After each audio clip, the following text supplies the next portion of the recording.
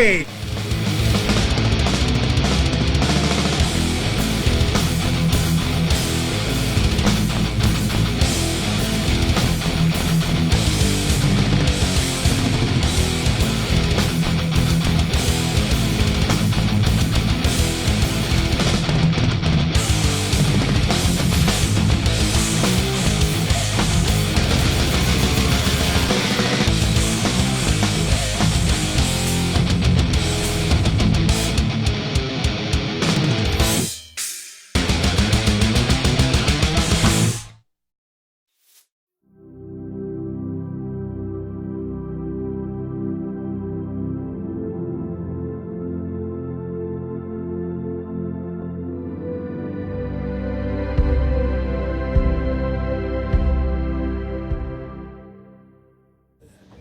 Born and raised in Nebraska? No, I was born and raised in North Carolina. I was Tar Heel. Tar Heel, and I was 17 when I joined the Army. I told a little fib about my age, and I wouldn't be 18 until the following July. But I was anxious to get in and I guess do my part. I had three choices of where I could go. He said, you can go to the Panama Canal, and I said no. Bowling Field, Washington with the Air Corps medics, and I didn't want to be a pill pusher. And he says, or you can go to New York City with the famous 1st Division. And I said, that's me, country boy, I want to see those tall buildings, you know. And at that time, the 1st Division was out on Governor's Island, which was right off of Whitehall Street in New York. And that's where I became accustomed to military correctness and appearance and all that good stuff. You had to have your buttons shined and your shoes polished and all that jazz before they'd let you on that ferry boat to go over to the island. I had a young second lieutenant, just brand new second lieutenant, and we had a open field inspection on the parade ground early in the morning. It was still dark.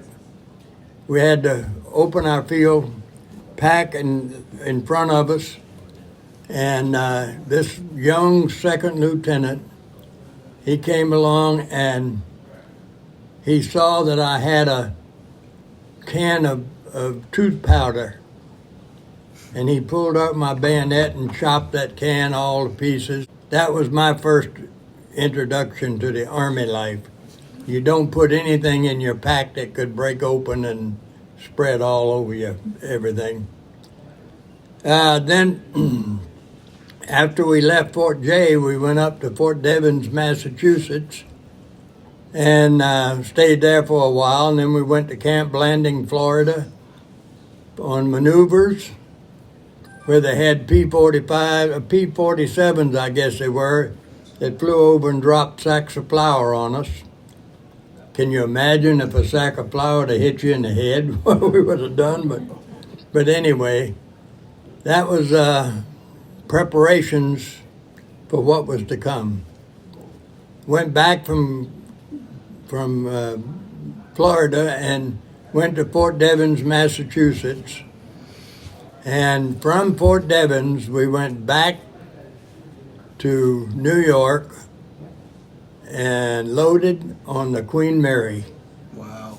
I went overseas on the Queen Mary. There were, I wanted to say 20,000 troops on that ship, but I know there were a heck of a lot.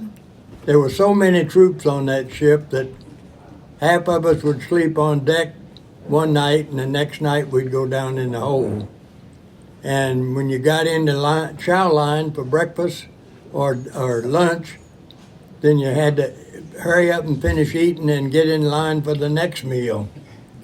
That's how crowded it was on that Queen Mary. And we landed in Gourock, Scotland.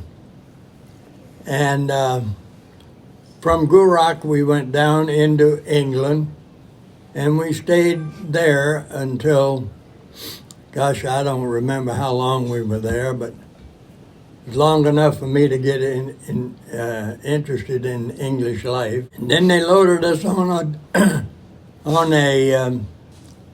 an English freighter, and we went to North Africa.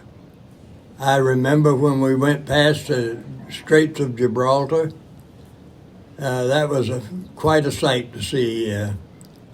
And we landed in North Africa, right outside of a town called Oran. Very little resistance, very little.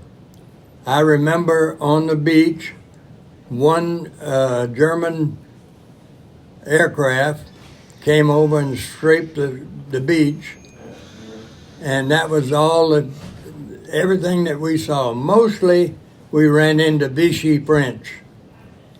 We didn't like those guys either.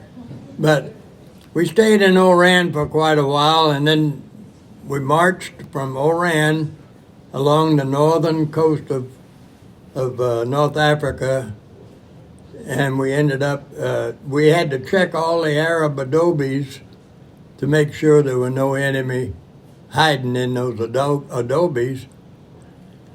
And we ended up at Algiers, North Africa, and we stayed there for, oh gosh, a week and a half, I'm sure.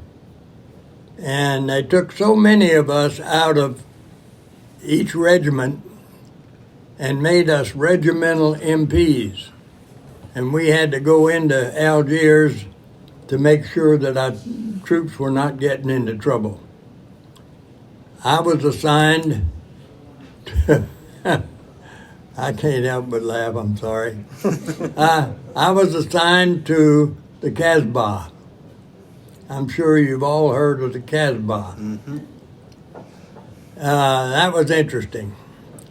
We got, I was hooked up with a division MP, and we got waylaid one night in an alley, and we had to fight our way out of the Casbah that night. Well, after that, we got loaded on ships again, and we ended up going to Sicily. And we landed on the shores of Sicily in the dark at night. And we thought we were storming the beach, but there was nobody there when we landed.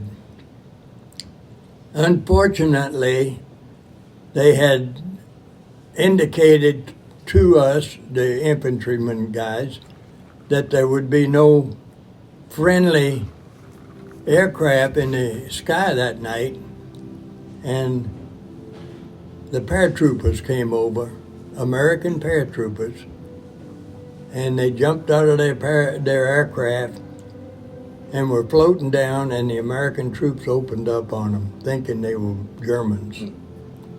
And I don't know if you paratroopers remember that, or if you teach it or what, but I sure remember it. And I felt so sorry for those guys. We were down there on the shore, stop it, stop it, stop it. And, well, we ended up going, the infantry, we ended up going up the west coast of Sicily, and we get right to the outskirts of Palermo. And old Blood and Guts Patton, he stopped us.